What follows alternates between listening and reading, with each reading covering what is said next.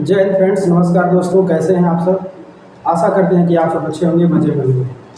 आज आपका वीडियो बहुत ही इंटरेस्टिंग होने वाला है। आज के इस क्लास में आप सीखेंगे grammar, basic components of grammar.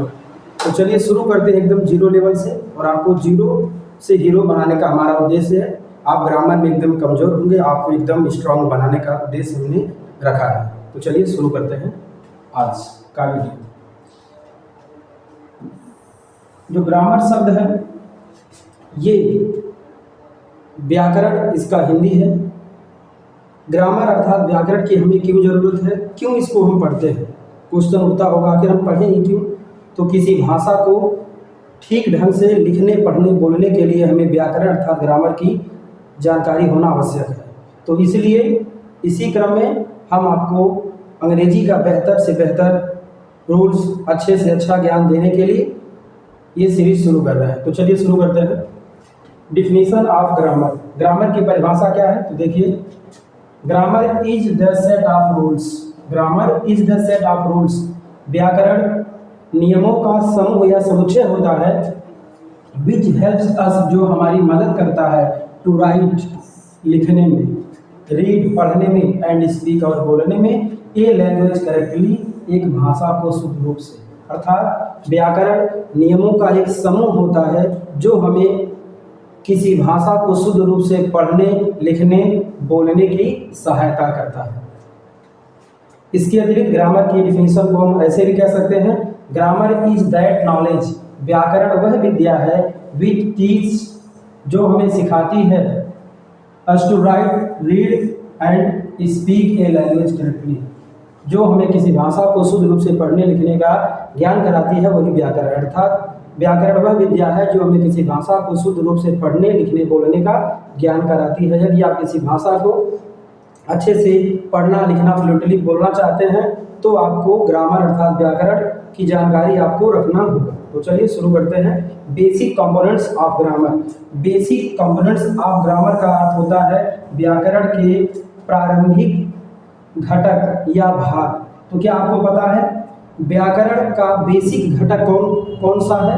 तो व्याकरण में आप लो से लेकर हाई लेवल तक का पूरा आपको ज्ञान मिलेगा, बट आप अभी बेसिक एकदम ग्रामर का मूल फंडामेंटल क्या है, इसको आपको बारी बारी से पढ़ना है। तो चलिए आइए जानते हैं। पहला बेसिक कंपोनेंट्स ऑफ ग्रामर क्या है, तो पहला आपका है अल्फाबेट, जिसको हम हिंदी में वर्णमाला कहते हैं। दूसरा आपका है वर्ड्स, जिसको हम शब्द कहते हैं। और तीसरा आपका है पार्ट्स ऑफ स्पीच, अर्थात शब्द के भेद। ये तीन आपके ग्रामर के मेन बेसिक कंपोनेंट्स हैं। इनका ज्ञान आपको होना आवश्यक है, अन्यथा आप ग्रामर को, और जब ग्रामर को आप नहीं सीख पाएंगे तो आपको लैंग्वेज भी नहीं आएगा। यही कारण है कि आपका इंग्लिश बहुत कमज़ोर है। तो अपने इंग्लिश को एकदम फ्लुएंटली और स्ट्रांग बनाने के लिए आप एमए वाला के साथ बने रहिए। चलिए अब जानते हैं टॉपिक को।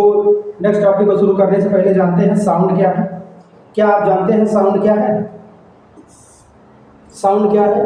आपको जो कुछ भी सुनाई देता है आपके कानों द्वारा, वही साउंड है। अर्थात whatever we hear with ours ears is called sound. यानी कि अपने कानों से हम जो कुछ भी सुनते हैं वही ध्वनि है। आप कुछ भी सुने, जो कुछ भी सुनाई दे, वही क्या है? ध्वनि है। वाट एवर वी हियर, जो कुछ भी हम सुनते हैं, विथ आवर ईयर्स, अपने कानों से, इज कॉल्ड साउंड, वो ध्वनि कहलाता है। तो चलिए नेक्स्ट टॉपिक की ओर चलते हैं।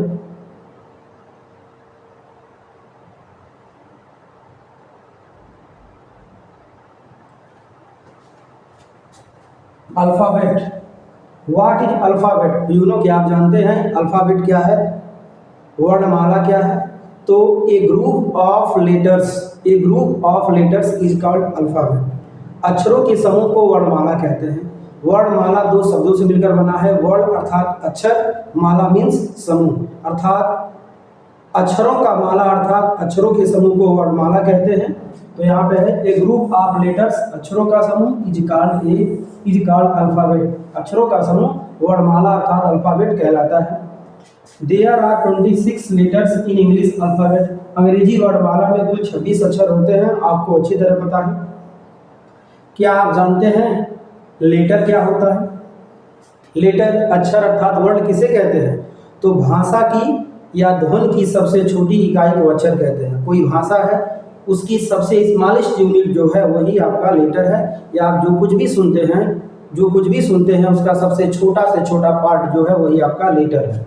The smallest unit of language, भाषा की सबसे छोटी इकाई इज कॉल्ड ए लेटर, एक अक्षर कहलाती है। भाषा की सबसे छोटी इकाई को हम अक्षर कहते हैं। जैसे यहाँ पे एक लाइन लिखा गया है, the smallest unit of language is called a letter.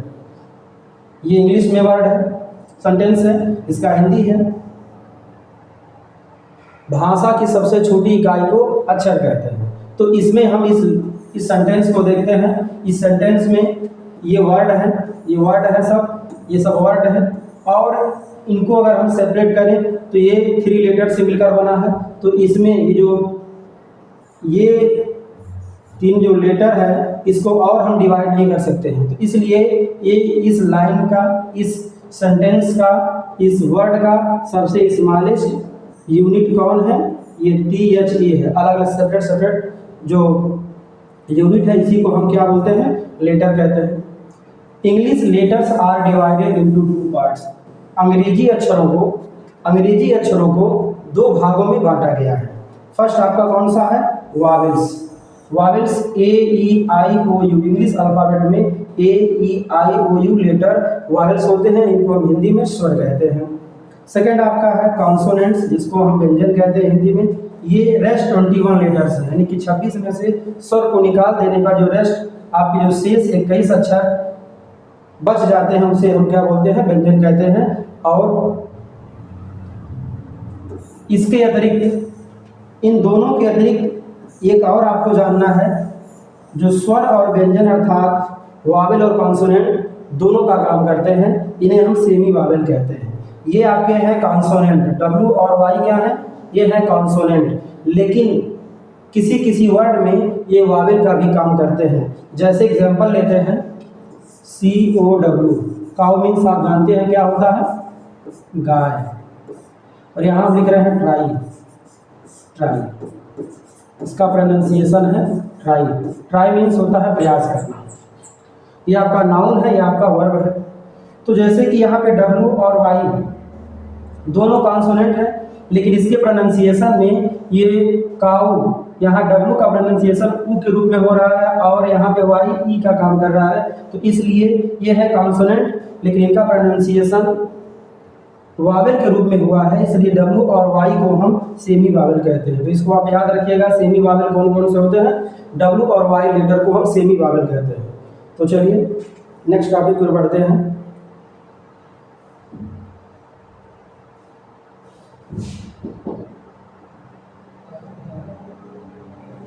आइए जानते हैं definition of vowels and consonant. क्या आप जानते हैं वावेल की परिभाषा क्या है?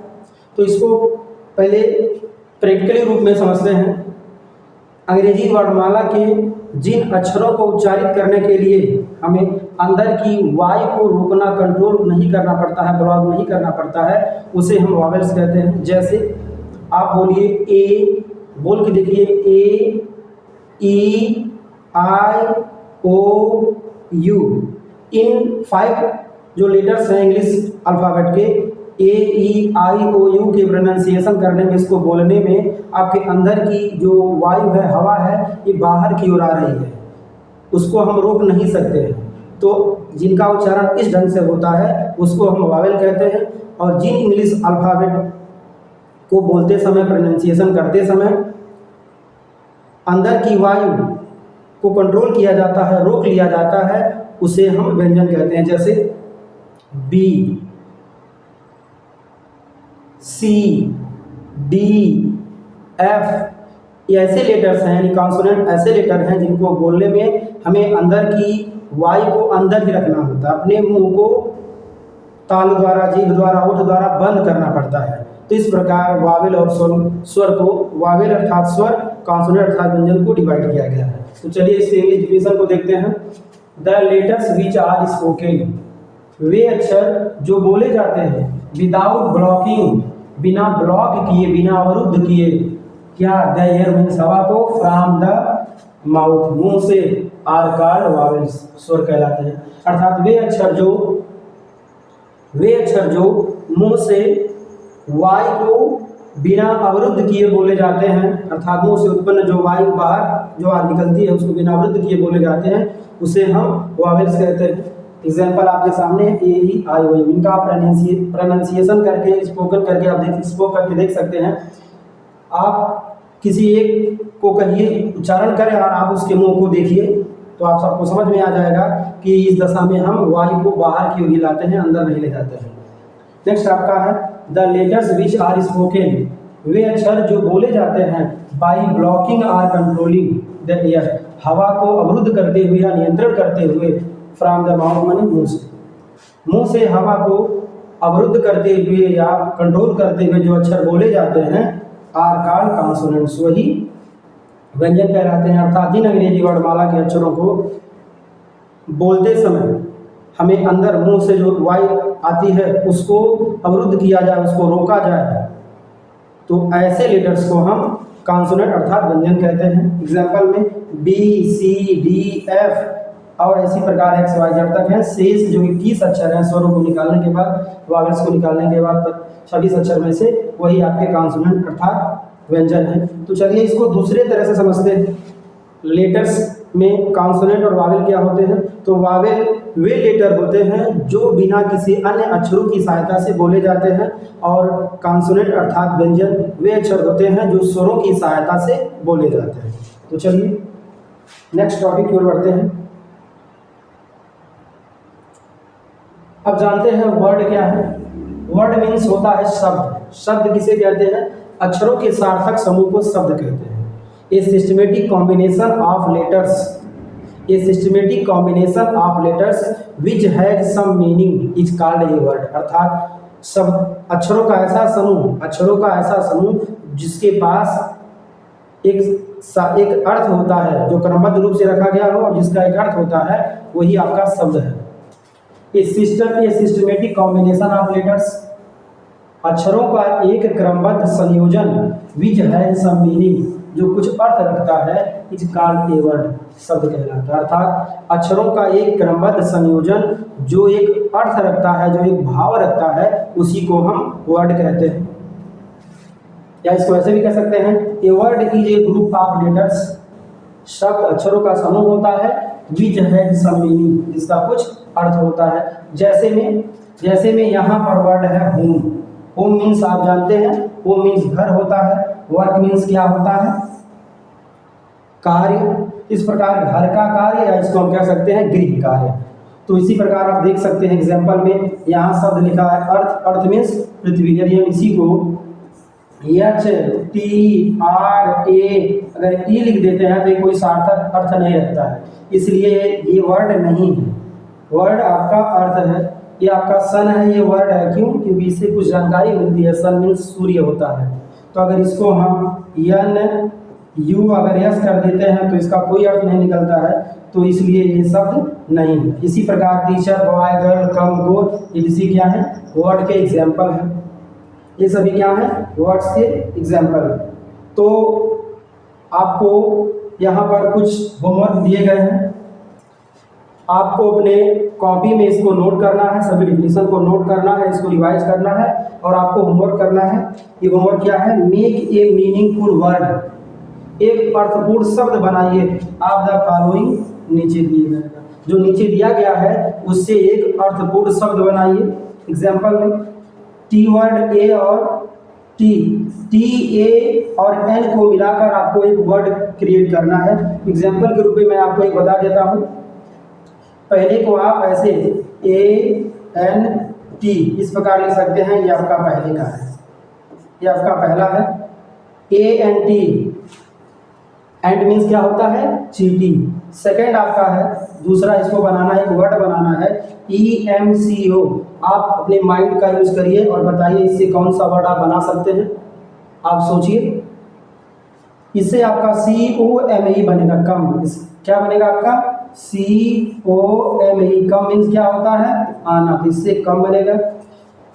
थर्ड आपका NUS, इससे आप क्या बनाएंगे? तो इसे आप बनाएंगे SUN, सन मीन्स क्या होगा, सूर्य होगा। जब वर्ड बनाएंगे तो आप गामा को इसमें यूज नहीं करेंगे। फोर्थ आपका है YSK, इसका आप क्या बनाएंगे, SKY, स्काई मीन्स आकाश होता है।